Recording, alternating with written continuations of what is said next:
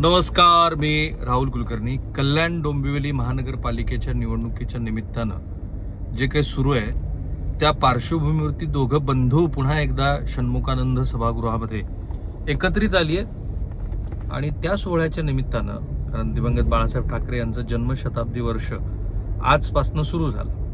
माझ्या मते राज ठाकरे यांच्या 19-20 मिनिटाचा भाषणाचा अर्थ जर काढला तो फार सरळ आहे. जो हो गया सो हो गया, अब वो जाने दो. त्याची का गरज होती आणि त्या भाषणातनं नेमका संदेश त्यांनी कुणाला दिलाय हे मला ह्या भाषणाचं पूर्ण आकलन केल्यानंतर असं लक्षात येतं की एका अर्थाने तो संदेश श्री उद्धव ठाकरे यांना पण आहे, जे राज ठाकरे यांच्या भूमिकेबद्दल प्रश्नचिन्ह उपस्थित करतायत त्यांना पण आहे, आणि थोडक्यात कल्याण डोंबिवलीमध्ये जे काही सुरू आहे ते त्यांना थांबवायचं पण नाही आहे. कारण त्यांनी 3-4 फार महत्त्वाचे शब्द वापरलेत. सुरुवात अर्थात स्टेजवरती श्री अमित ठाकरे, श्री संजय राऊत, श्री उद्धव ठाकरे हे बसलेले आहेत आणि उल्लेख करताना शिवसेना प्रमुख उद्धव ठाकरे असा करून मग संजय राऊत यांच्याबद्दल माझे मित्र संजय राऊत, खासदार संजय राऊत असा त्यांनी केला. हा एक जेस्चरचा भाग आहे, फार महत्त्वाचा असतो. कारण संजय राऊतांनी आज त्रागा केला होता की जर तुम्हाला एकनाथ शिंदे यांच्याबरोबर जायचंय तर मग तुम्ही आमच्यावर युती कशासाठी केली.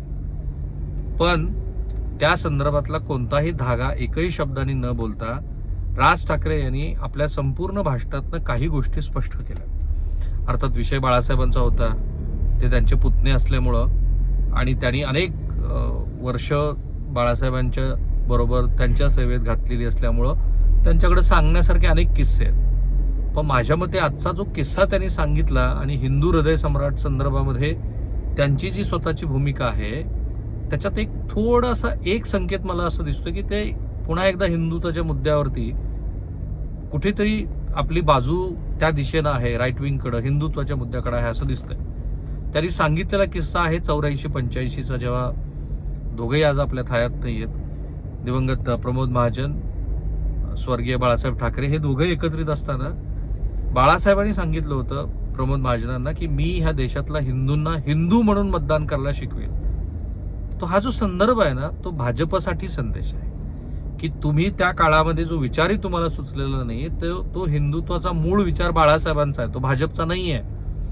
आणि त्या हिंदुत्वाचं जे आजचं प्रारूप आहे ते प्रारूप कुठल्या पातळीवरती आणून ठेवलंय अशी खंत पण राज ठाकरे यांनी व्यक्त केली.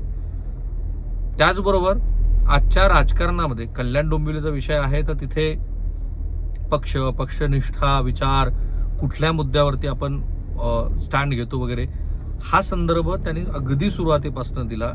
बाळासाहेब कसं व्यंगचित्र काढताना तल्लीन होऊन जायचे, समाधीच त्यांना कशी लागायची वगैरे.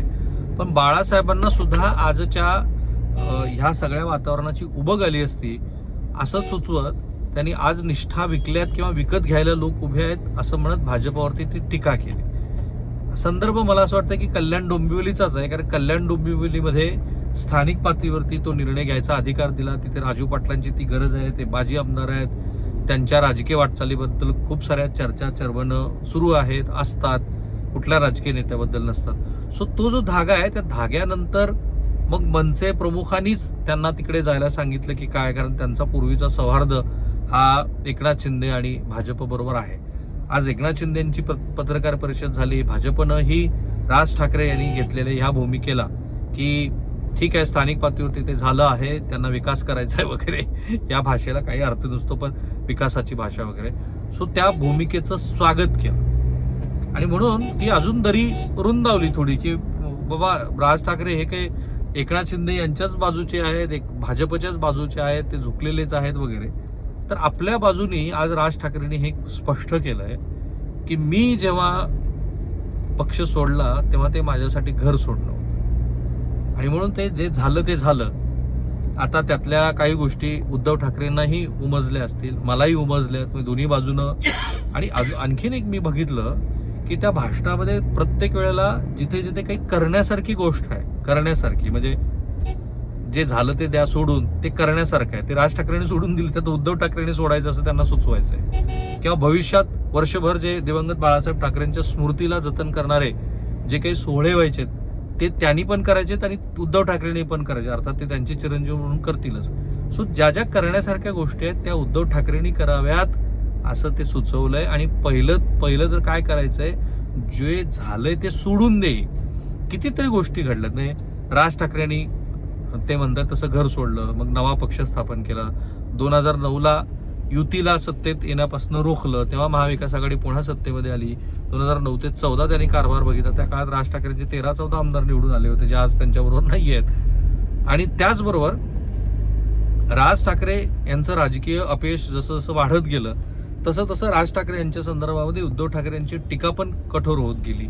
राज ठाकरेंनी पण त्यांच्यावरती टीका केली आणि त्या सगळ्या सोशल मीडियात आता क्लिप्स उपलब्ध आहेत. सो राज ठाकरेंनी पोटात साचले ते सकाळी गेलेलं बाहेर बरं असतं, असं त्यांच्या नेहमीच्या शेलक्या शब्दामध्ये सांगून हे सांगितलं की कुंथत बसायचं नाही.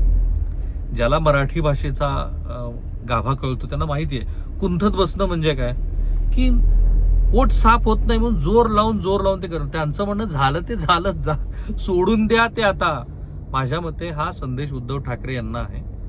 पुन्हा त्यांनी बाळासाहेबांच्या संदर्भात त्यांनी आज जे एक्सवरती पोस्ट केली होती ती वाचली आणि त्याच्यातलं तेही वाक्य अधोरेखित केलं की स्थानिक पातळीवरती काही तडजोडी कराव्या लागल्या तरी त्या तडजोडी ह्या माझ्या वैयक्तिक स्वार्थासाठी नसतील. आणि मग बाळासाहेब, मला सकाळी असं वाटलं होतं की बाळासाहेबांचा तो संदर्भ हा आजच्या राजकारणात खरोखरच लागू आहे का, कारण राज ठाकरे स्वतः म्हणाले की आजचं राजकारण, आजच्या विकल्या जात असलेल्या निष्ठा, विकली जात असलेली माणसं बघितली तर आज बाळासाहेब नाही आहेत हेच बरं वाटतं.